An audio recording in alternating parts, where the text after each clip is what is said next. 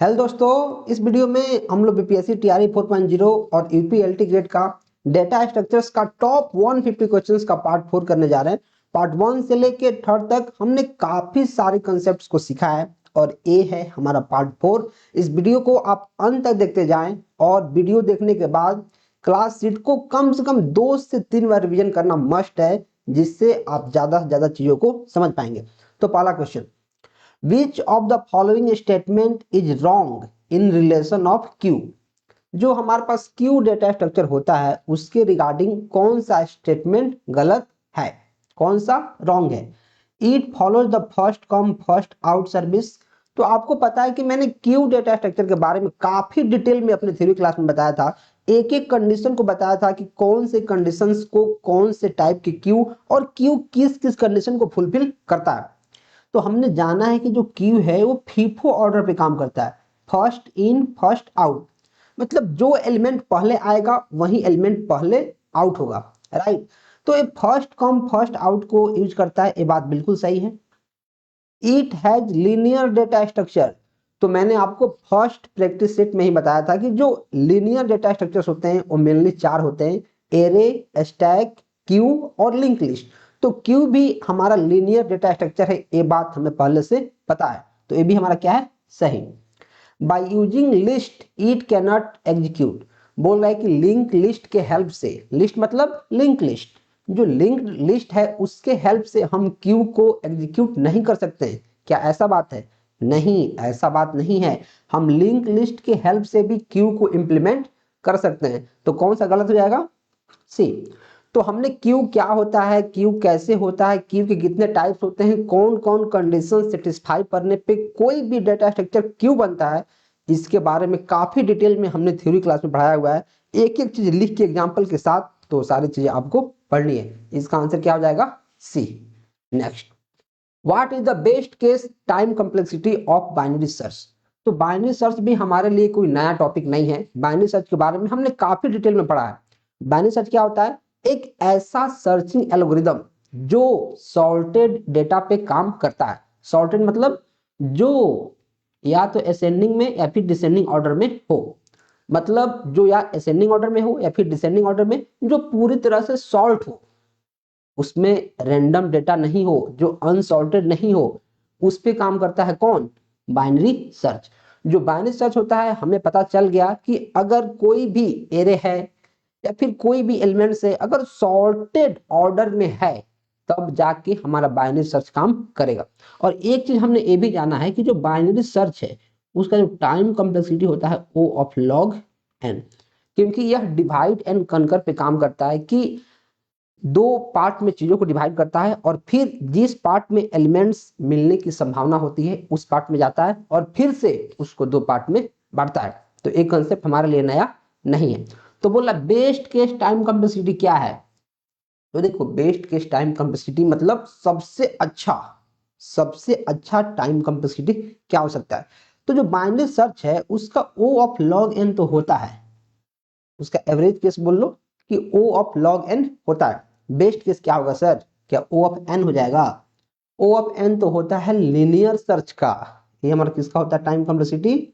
Linear search. Binary search है तो सबसे ज्यादा जो बाइनरी सर्च का होता है वो होता है ओ ऑफ लॉग एन, लेकिन ओ ऑफ एन उससे भी ज्यादा है, ये तो होगा नहीं, इसको क्या करना पड़ेगा? काटना पड़ेगा। क्या ओ ऑफ लॉग एन हो जाएगा? तो ओ ऑफ लॉग एन जो होता है वो बाइनरी सर्च का ही होता है, लेकिन बेस्ट केस का नहीं होता है। बेस्ट केस मतलब जैसे हम एलिमेंट को फाइंड आउट करना शुरू करें वैसे मिल जाए, वैसे क्या हो जाए? मिल जाए। तो बाइनरी सर्च में अगर हम जो हमारे पास एरे है, अगर मैं इसको स्टार्ट और एंड को डिवाइड करके 2 करता हूं, तो जो बीच वाला एलिमेंट है अगर यही हमें फाइंड आउट करना है तो तुरंत मिल जाएगा। और तुरंत मिल जाएगा तो वो हो जाएगा ओ ऑफ 1 में। जब एक बार में ही मिल जाएगा, जैसे हमने मिड निकाला, जैसे हमने मिड एलिमेंट निकाला वैसे ही हमें वो एलिमेंट मिल जाएगा। मतलब ओ ऑफ 1 में हमने एक बार ऑपरेशन किया और एक बार में ही हमें चीजें मिल गई। तो आंसर क्या होता है? O of 1। Next, x plus y can be written as xy plus, this is called। जो x plus y है इसको हम लोग एक्स वाई प्लस लिखे हैं, तो इसको हम क्या बोलेंगे? क्या उसको रिवर्स पॉजिटिव नोटेशन बोल देंगे? क्या इसको पोस्ट फिक्स बोल देंगे, क्या इसको प्री फिक्स? देखो प्री, जैसे इसका नेम सजेस्ट कर रहा है, प्री मतलब पहले, मतलब इसमें जो ऑपरेटर है वो पहले होना चाहिए, ऐसे एक्स वाई। तो क्या प्लस एक्स वाई है? नहीं है, तो प्री फिक्स नहीं बोलेंगे। पोस्ट, क्या पोस्ट इसको बोलते हैं? पोस्ट मतलब बाद में, पोस्ट मतलब क्या होता है? बाद में। तो क्या जो ऑपरेटर है यहाँ बाद में है, एक्स वाई ऑपरेटर बाद में है, बिल्कुल ऑपरेटर बाद में है, तो ये हमारा क्या हो जाएगा? आंसर हो जाएगा। क्या रिवर्स पॉलिश नोटेशन इसको बोल देंगे? बिल्कुल। देखो अब हमारे पास एक चीज यहाँ जानने की पड़ जाएगी कि जो पोस्ट फिक्स होता है, पोस्ट फिक्स, उसको बोलते हैं रिवर्स पॉलिश नोटेशन। तो इसको रिवर्स पॉलिश नोटेशन भी बोलते हैं और इसी को पोस्ट फिक्स भी बोलते हैं। तो ए भी सही है और बी भी सही है। तो इस केस में जो आंसर होगा हमारा मोर देन वन, हमें आंसर देखने को मिलेगा। राइट, पोस्ट फिक्स को ही बोलते हैं हम रिवर्स पॉलिश नोटेशन। तो आपको बताना है कमेंट करके, आप कमेंट करना है या फिर आपको अपने से जानना है कि पॉलिश नोटेशन किसको बोलते हैं। पॉलिश नोटेशन, ये आपको गूगल करना है, आपको सर्च करना है कि पॉलिश नोटेशन किसे बोलते हैं। एग्जाम्स में डायरेक्ट ये भी क्वेश्चन आ सकता है। Next, the postfix form of a into b plus c divided by d is. Postfix, post मतलब बाद में, मतलब जो ऑपरेटर होगा, ऑपरेटर वो बाद में होगा। ऑपरेटर कहाँ होगा? बाद में। ठीक है, अगर मैं a into b plus c divided by d, तो हमें क्या करना पड़ता है कि पहले इसका प्रेसिडेंस देखना पड़ेगा कि यहाँ हमारे पास मल्टीप्लाई है, प्लस है और डिवाइड है। तो पहले सबसे ज़्यादा प्रायोरिटी किसकी होती है? कौन से ऑपरेटर हैं जिनका प्रेसिडेंस सबसे ज़्यादा होता है? क्योंकि जिनका प्रेसिडेंस ज़्यादा होगा पहले हम उसको एग्जीक्यूट करते हैं। तो मैं देख रहा हूँ कि यहाँ जो मल्टीप्लाई है, यहाँ जो मल्टीप्लाई है और डिवाइड है, इन दोनों का प्रेसिडेंस बराबर होता है, इन दोनों का प्रेसिडेंस होता है बराबर। तो अब ये आएगा कि भैया किसको एग्जीक्यूट करें, पहले मल्टीप्लाई को करें कि पहले डिवाइड को करें? तो मैं बोलूंगा यार, अब यहाँ कॉन्सेप्ट आता है एसोसिएटिविटी का। एसोसिएटिविटी, इनका जो एसोसिएटिविटी होता है वो होता है लेफ्ट टू राइट। अब दो ऐसे ऑपरेटर हैं जिनका प्रेसिडेंस अगर सेम है, तो फिर हम देखते हैं कि जो लेफ्ट में है पहले वो एग्जीक्यूट होगा, फिर जो राइट में है वो एग्जीक्यूट होगा। राइट, तो अब देखो जो हमारे पास यहाँ स्टार है मतलब इनटू, और यहाँ जो डिवाइड है, इन दोनों में पहले कौन है? लेफ्ट में कौन है? स्टार। तो पहले इन दोनों को हमें एग्जीक्यूट करना पड़ेगा। तो क्या हो जाएगा? ए बी, और पोस्ट फिक्स में करना है, पोस्ट मतलब बाद में, तो स्टार क्या आ जाएगा? पहले। ठीक है, अब यहाँ plus c divided by d. अब देखो ए हमारा एक ऑपरेंड हो गया और ये एक ऑपरेंड और ये एक ऑपरेंड। ठीक है, अब देखो अब हमारे पास हमने मल्टीप्लाई का काम कर लिया, अब करना हम किसका? डिवाइड का। तो फिर सी डी और यहाँ डिवाइड, ये एक बन गया, फिर बीच में प्लस और ए बी और स्टार। ठीक है, अब एक ऑपरेंड ए, एक ऑपरेंड ए और बीच में ऑपरेटर। तो अब देखो a b star c d divided और प्लस, तो ए बी स्टार ये नहीं है, a b star c d divide plus, हमें बी आंसर देखने को मिलेगा। तो आई थिंक ये चीज़ें आपको समझ में आ रही होंगी, और अगर समझ में नहीं आ रही हैं तो वीडियो को पीछे करने की ज़रूरत है और जाके थ्योरी वीडियो को ध्यान से समझ समझ के देखने की ज़रूरत है। Next, what is the height of an empty tree? जो एम्प्टी ट्री होता है मतलब ऐसा ट्री जिसमें कोई भी नोड नहीं है। जब कोई भी नोड नहीं है तो उसके हाइट को हम क्या डिनोट करते हैं? क्या इसको जीरो बोल देंगे, क्या उसको वन बोल देंगे, क्या उसको माइनस वन बोल देंगे? तो देखो अगर हमारे पास ऐसा ट्री है, मान लो मैंने ट्री बना दिया, तो जो सबसे पहला लेवल होता है उसको बोलते हैं जीरो, ये हमारा वन, ये हमारा टू। तो ये तो अगर सिर्फ एक नोड है तो कितना है? जीरो पे है, तो क्या जीरो हो जाएगा? नहीं। क्या वन हो जाएगा? नहीं, वन तो यहाँ है। जब हमारे पास दो लेवल है तो इसका होता है माइनस वन, यहाँ जीरो हो गया, फिर यहाँ माइनस वन, फिर ऊपर माइनस टू। तो मान लेते हैं कि एम्प्टी है तो क्या है? Minus one. इसको ध्यान रखना है। For a non empty tree height is greater than equal to zero. अगर नॉन एम्प्टी है तो greater than equal to zero होगा, लेकिन एम्प्टी ट्री के लिए जिसका कोई भी नोड नहीं है उसको हाइट को हम माइनस वन मानते हैं। Next, what is the evaluation of the following post fix expression. Post fix दिया है, पोस्ट मतलब बाद में, मतलब जो ऑपरेटर होगा किस में होता है, बाद में। तो देखो जो ऑपरेटर है वो बाद में है, बाद में है, लास्ट में। अच्छा तो इसको हम कैसे सॉल्व करेंगे पोस्ट फिक्स एक्सप्रेशन को? तो देखो इसको सॉल्व करते हैं हम स्टैक की हेल्प से काफी आसान तरीका से। हमारे पास पहले 7 है तो पहले हमने 7 को डाला, फिर हमारे पास 9 है तो हमने 9 को डाल दिया, फिर हमारे पास 3 है तो हमने 3 को डाल दिया। हम तब तक एलिमेंट्स को डालते रहेंगे जब तक हमारा ऑपरेटर हमें देखने को नहीं मिले। हम तब तक एलिमेंट को डालते रहेंगे जब तक हमारा क्या नहीं मिले, ऑपरेटर देखने को नहीं मिले। तो हमने क्या किया है, 7 डाल दिया, 9 डाल दिया, 3 डाल दिया, प्लस है, जैसे प्लस आया तो टॉप के 2 एलिमेंट को हम बाहर निकालेंगे। तो क्या हो जाएगा 3 9 और प्लस का सिंबल है तो प्लस कर देंगे, कितना हो जाएगा 12 हो गया। अब देखो हम 2 एलिमेंट्स को बाहर निकाला तो मैं क्या करता हूँ, इन दोनों को बाहर निकालता हूँ, इरेज, दोनों को मैंने बाहर निकाल दिया। और बाहर निकालने के बाद इनको मैंने ऐड किया 12 और 12 हमने यहाँ रख दिया। राइट, हमने क्या किया 12 यहाँ रख दिया। अब देखो अब फिर हमने 4 को डाला, 4 को हमने 4 को डाला, 4 को, और फिर हमारा एक ऑपरेटर आया, एक ऑपरेटर आया तो क्या करेंगे, फिर से 2 एलिमेंट्स को निकालेंगे 4 और 12 को। तो 12 को और 4 को निकाला और बीच में इसको ऑपरेटर कर दिया तो कितना हो जाएगा 3। तो हमने क्या किया है, इसको अब 1 मिनट इरेज करता हूँ, हाँ, और हमने इसमें से 3 को यहाँ डालना है, 3 को हमने डाल दिया। अब फिर हम जाएंगे आगे तो एक ऑपरेटर आएगा इंटू, तो 3 इंटू 7 बाहर निकालूंगा दोनों को, कितना हो जाएगा 21। तो आखिरी में हमारा 21 आंसर हो जाएगा। 10 नहीं होगा, ए नहीं होगा, ए नहीं होगा, आंसर नन, लेकिन एक्चुअल में आंसर 21 हमारा होना चाहिए। तो एक्चुअल में आंसर क्या होगा 21। Right, next, which of the following is not a stable sorting algorithm? कौन है जो स्टेबल सॉर्टिंग एल्गोरिदम नहीं है? तो कौन कौन से स्टेबल है पहले उसको जानते हैं, उसको हम याद कर सकते हैं, MICRBB। हम इसके हेल्प से याद कर सकते हैं या फिर एक और टेक्निक है उसके हेल्प से याद कर सकते हैं। M से मर्ज सॉर्ट, I से इंसर्शन सॉर्ट, C से काउंटिंग सॉर्ट, R से रेडिक्स सॉर्ट, B से बबल सॉर्ट और B से बकेट सॉर्ट। ये सारे के सारे क्या है, स्टेबल है। और इनके अलावा कोई भी एल्गोरिदम है सॉर्टिंग, वो क्या है, नॉन स्टेबल।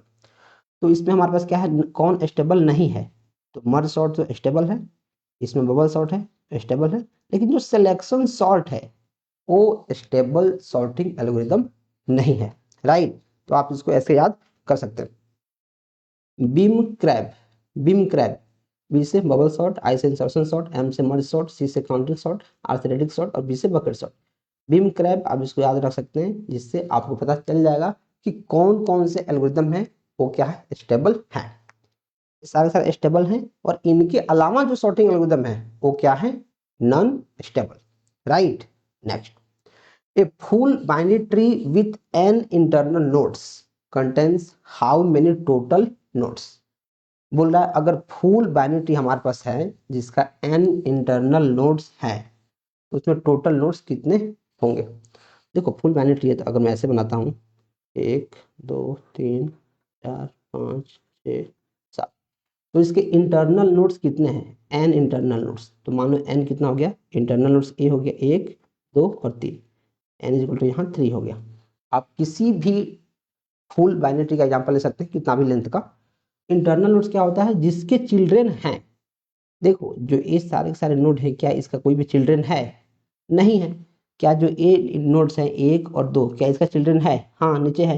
क्या ये जो नोड है इसका चिल्ड्रेन है? हाँ नीचे है। तो जिसके भी चिल्ड्रेन हैं उसको बोलते हैं इंटरनल नोड्स। जिसके भी चिल्ड्रेन है उसको क्या बोलते हैं, इंटरनल नोड्स। ओके सर, समझ गया। तो अब देखो n इक्वल टू 3 हो गया, n इक्वल टू 3। तो क्या जो अगर n इंटरनल नोड्स है तो n ही हमारा टोटल नोड्स होगा। n इक्वल टू 3 है लेकिन टोटल नोड्स कितना है, 1 2 3 4 5 6 7, नहीं n नहीं होगा। क्या 2n हो जाएगा? n इक्वल टू 3 है तो 2n करेंगे तो 6 हो जाएगा।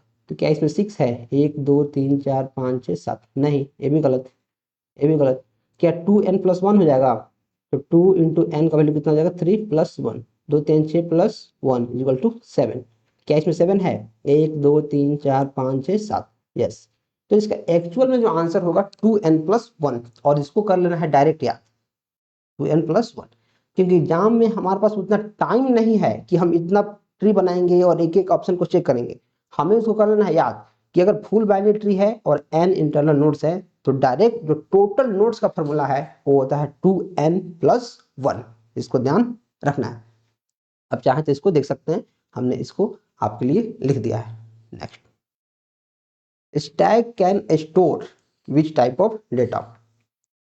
देखो जो स्टैक होता है, मैंने अभी स्टैक के हेल्प से एक पोस्ट फिक्स एक्सप्रेशन को सॉल्व किया है। तो हमने देखा है कि हम उसमें नंबर भी डाल रहे थे, हम उसमें ऑपरेटर जो आ रहा था उसको भी डाल रहे थे, अगर कोई अल्फाबेट आता है उसको भी डाल लेते, मतलब किसी भी टाइप के हम डेटा उसमें डाल देते, राइट। हेट्रोजीनियस मतलब होता है किसी भी टाइप का, होमोजीनियस मतलब सेम टाइप का जो एरे में होता है, collection of elements of the same data type नहीं, ये एरे का है। क्या होता है इसमें, heterogeneous. If the following operations are performed on an initially empty stack, what is the sequence of numbers that are popped? बोल रहा है कि अगर कोई पहले से स्टैक है जो एम्प्टी है, पहले से स्टैक है जो एम्प्टी है, उसमें से हम एलिमेंट्स को ऐसे डाल रहे हैं और फिर उसको एक बाई एक निकाल रहे हैं, वन बाई वन, तो उसका ऑर्डर क्या होगा।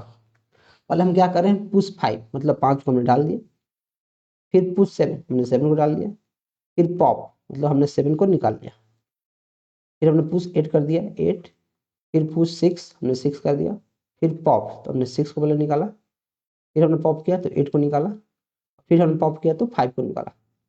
7 6 8 5, 7 6 8 5, 7 6 8 5, 7 6 8 5 हमारा आंसर देखने को मिलेगा, राइट। नेक्स्ट, और गाइस यार मैं आपको एक कोर्स रिकमेंड करूंगा कि मैंने बहुत भयंकर एक कोर्स बना दिया है जिसमें 45 sectional mock test, 15 full mock test के साथ पूरा पीवाईक्यूज का video solution plus complete syllabus का थ्योरी इंक्लूडिंग जीके जीएस आपको सिर्फ 597 में देखने को मिल जाएगा।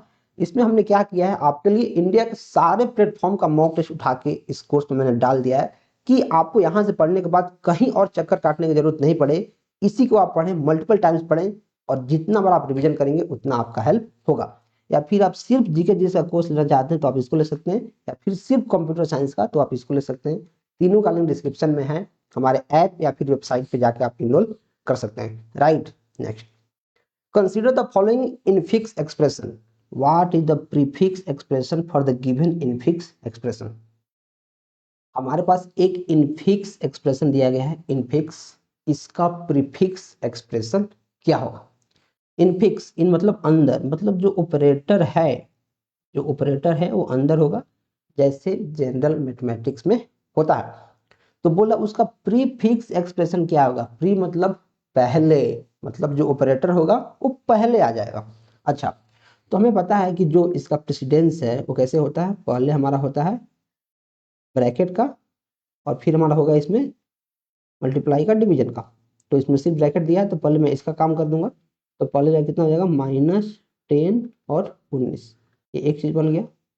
फिर स्टार, फिर 12 4 तो +12 और 4, पहले देखो इसमें पहले आ गया, ये 12 4 प्लस है, प्लस तो पहले आ गया, माइनस है माइनस पहले आ गया, ठीक है। अब देखो एक ऑपरेंड ए हो गया, एक ऑपरेंड ए, इसका जो ऑपरेटर है, अब ऑपरेटर पहले आ जाएगा, तो स्टार -10 19 +12 4, स्टार पहले आ जाएगा, तो स्टार -10, स्टार -10 19 +12 4, मुझे सही दिख रहा है। स्टार माइनस प्लस कहाँ से आ जाएगा, स्टार नहीं, गलत। तो आंसर क्या हो जाएगा हमारा, ए आंसर हमें देखने को मिलेगा। Next, in which data structure elements are connected randomly. क्या जो एरे होता है उसमें एलिमेंट रेंडमली कनेक्टेड होता है, नहीं, सिक्वेंशियली होता है, सिक्वेंशियली। जो ट्री होता है उसमें रेंडमली कनेक्टेड होता है, नहीं, इसमें होता है हायरार्किकल, हायरार्किकली होता है। देखो जो ट्री है एक हायरार्की बन रहा है कि पहले टॉप लेवल, फिर सेकंड लेवल, फिर थर्ड लेवल, हायरार्की हो गया। जो लिंक लिस्ट है उसमें रेंडमली हमारा एलिमेंट कनेक्टेड होता है, जो लिंक लिस्ट है उसमें क्या होता है, हम रेंडमली एलिमेंट्स को कनेक्ट कर सकते हैं। Next, which of this has the lowest space complexity, इसमें सबसे कम स्पेस कॉम्प्लेक्सिटी होता है। क्या एरे में कम होता है, क्या हैश टेबल में कम होता है, क्या स्टैक में होता है। तो देखो जो स्टैक होता है उस पर जितना हम मेमोरी रखते हैं वो पूरा का पूरा n साइज का रहता है, राइट। तो उसमें कोई भी अलग से स्पेस लेने की जरूरत पड़ सकती है स्टैक में, लेकिन जो हैश टेबल है इसमें भी पड़ सकती है, लेकिन जो एरे है उसमें इनबिल्ट जितना मेमोरी होता है उतना ही हम रख सकते हैं। और एरे में क्या होता है, हम एलिमेंट को रखते हैं सिक्वेंशियली, तो इसमें कम मेमोरी लगता है। जैसे मानो इसमें रख दिए तो फिर इसके बाद यहाँ रखेंगे, फिर यहाँ रखेंगे, ये नहीं कि इसको छोड़ दिए और यहाँ रख दिए, नहीं, हम सिक्वेंशियली चीजों को रखते हैं सेम टाइप ऑफ डेटा को। तो क्या होता है, मेमोरी कम लगता है कि इसमें ओवरहेड नहीं होता है कि जितना मेमोरी चाहिए उतना ही मेमोरी की जरूरत है, हम सिक्वेंशियली रख रहे हैं। तो अगर सीट पीछे वाला फुल हो जाएगा तब हम आगे बढ़ेंगे। तो सबसे कम किस में लगेगा, एरे में। इन सब में हमारा मेमोरी ज्यादा लगता है। जो हैश टेबल है उसमें एक्स्ट्रा स्पेस चाहिए हैश फंक्शन के लिए, और जो स्टैक है अगर उसको हम लिंक लिस्ट और डायनेमिक मेमोरी से इम्प्लीमेंट कर रहे हैं तो एक्स्ट्रा मेमोरी चाहिए। लेकिन जो एरे है उसमें क्या होता है, कंटिन्यूअस मेमोरी होता है, नो एक्स्ट्रा ओवरहेड। इसमें कंटिन्यूअस मेमोरी को फिल करने के चलते हमें बाहरी ज़्यादा स्पेस की जरूरत नहीं पड़ती है। Next, the correct syntax for initialisation of one dimensional array is int array, int 4 उसका साइज 1 2 3 4 सही दिख रहा है, इंट 4 क्या जीरो इसमें कर देंगे, नहीं, इंट 4 क्या इसमें कॉमा नहीं देंगे, कॉमा चाहिए ना, गलत, आंसर क्या हो जाएगा इसमें 14 का A. In two dimensional array by default values are stored in, by default क्या होता है, देखो जैसे इंट अगर मैं एरे लिख रहा हूँ यहाँ 4 यहाँ 3 लिख रहा हूँ, तो बाय डिफॉल्ट जो पहला है वो क्या होता है रो, जो दूसरा है वो क्या होता है कॉलम। ये मैंने आपको बहुत बार बता दिया है। तो उसको बोलते हैं रो मेजर ऑर्डर। पहले रो को हम देखते हैं रैंडम रख लेंगे, नहीं, पहले कॉलम को रख लेंगे, नहीं, कॉलम मेजर हम इसको बना सकते हैं। हम चाहें कि पहले कॉलम आए तो हमको एक्सप्लिसिटली बनाना पड़ेगा, लेकिन बाय डिफॉल्ट क्या होता है रो मेजर ऑर्डर, पहले रो। Which of the following principle is used if two elements in the priority queue have the same priority? अगर प्रायोरिटी क्यू में दो एलिमेंट का सेम प्रायोरिटी है तो जो पहले आया है, जो एलिमेंट पहले आया है पहले उसको एग्जीक्यूट करेंगे। क्या लास्ट इन फर्स्ट आउट हो जाएगा, नहीं, जो पहले आया है उसका काम पहले होगा, लिनियर ट्री ऐसा कुछ नहीं होगा। क्या होता है जो पहले आएगा वो पहले पाएगा। कंसीडर द फॉलोइंग स्टेटमेंट, हमारे पास दिया है एक वेरिएबल वैल्यू दिया है integer array, to dimensional array, कुछ इसमें हमारे पास नंबर है, तो हमें क्या करना है, वैल्यू ऑफ 1 एंड 1 का वैल्यू क्या होगा, राइट।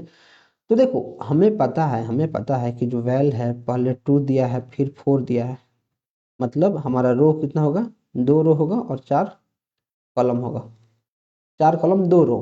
एलिमेंट को गिनो 1 2 3 4 5 6 7 8, 4 ना 8, ठीक है 8 एलिमेंट होगा, 2 रो 4 कॉलम, 2 रो में करो इसे 4 कॉलम में बांटो तो 1 2 3 4 इसको आधा में बांटना पड़ेगा, तो 1 2 3 4 5 6 7 8, ये हमारा मैट्रिक्स बन जाएगा। बना ही देता हूँ, ध्यान से समझना पड़ जाएगा इसको, जैसे 0 1 0 1 2 3। तो अब बोल रहा है कि 1 1 का वैल्यू क्या होगा, 1 1 का इसका भी 1 इसका भी 1, तो ए, इसका 1 जाएगा तो यहाँ, इसका 1 जाएगा तो यहाँ 6। तो बोला इसका वैल्यू क्या होगा, तो इसका वैल्यू ऑफ 1, वैल्यू ऑफ 1 और 1, 1 1 का वैल्यू कितना हो जाएगा, 0 1 2 3, हमने क्या लिखा है 2 रो, 2 रो हो गया, 1 रो 2 रो, और हमारे पास कितना हो जाएगा 3 कॉलम, 4 कॉलम, कॉलम कितना है 4, 1 2 3 4, 4 कॉलम है, राइट। तो देखो वैल्यू ऑफ 1 1, क्वेश्चन में है ना वैल्यू ऑफ 1 1, यस, तो 1 के यहाँ 6 हो जा रहा है, और फिर यहाँ से 1 जा रहा है तो कितना आ जा रहा है यहाँ 6, यहाँ जा रहा है तो 6, यहाँ का 6, मतलब वैल्यू ऑफ 1 1 हम क्या करेंगे 1 1 हमारा 6 आंसर देखने को मिलेगा, तो आंसर क्या हो जाएगा यहाँ 6, आंसर क्या हो जाएगा 6। Next, circular queue is also called, जो सर्कुलर क्यू होता है उसको क्या बोलते हैं, उसको हम लोग बोलते हैं रिंग बफर। सर्कुलर क्यू होता है उसको क्या बोलते हैं रिंग बफर, स्क्वायर बफर बोल देंगे, रेक्टेंगल बफर बोल देंगे, रिंग बफर डायरेक्ट याद करना है। Remove an element from the front of the Q, और क्यू से हम एलिमेंट्स को निकालते हैं तो मैंने पहले बता दिया उसको क्या बोलते हैं, डी क्यू। इनकी मतलब इंसर्ट करना रियर एंड से, इज एम्प्टी चेक करना कि एम्प्टी है कि नहीं, तो क्या हो जाएगा dequeue. There are dash types of queue, जो क्यू होता है वो कितने टाइप होता है, 4 टाइप का। कौन कौन होता है ये मैंने आपको पहले बताया हुआ है, लेकिन फिर भी आपको बता देता हूँ। एक सिंपल क्यू जो नॉर्मल क्यू होता है, फिर सर्कुलर क्यू, प्रायोरिटी क्यू और डी क्यू, ये 4 टाइप इसके होते हैं। Initially the Q is empty and the value of front end rear is both -1। जो क्यू का रूल्स है, क्यू का रूल्स जिसमें मैंने आपको 5 रूल बताया है कि क्यू कब एम्प्टी है, कब एक एलिमेंट है, कब 2 एलिमेंट है, कितने कंडीशंस हैं एम्प्टी होने के, सब मैंने थ्योरी क्लास में कराया हुआ है। ये चीज़ें आपको याद होनी चाहिए, डायरेक्ट वहाँ से क्वेश्चन बन रहा है। Which of the following statement about queue is false, queue के बारे में कौन सा गलत है। क्यू फॉलो फीफो, सही बात है। Q can be implemented using array, सही बात है। Q can not be implemented using link list, ये बात गलत हो जाएगा। क्यू को हम इम्प्लीमेंट कर सकते हैं, तो कौन इसके रिगार्डिंग हमारा रॉन्ग है, तो सी नंबर रॉन्ग है। In linked list, each node contains a minimum of 2 field. One field is data to store the data, and second is उसका pointer to node. ये क्या रहता है, एक डेटा और दूसरे नोड का एक पॉइंटर, ये चीजें मैंने आपको बताई हुई है। इन लिंक लिस्ट इंप्लीमेंटेशन ए नोड कैरीज इंफॉर्मेशन रिगार्डिंग, जो नोड होता है किसके बारे में इंफॉर्मेशन रखता है, डेटा के बारे में रखता है, लिंक के बारे में भी दूसरे नोड का, तो डेटा एंड लिंक।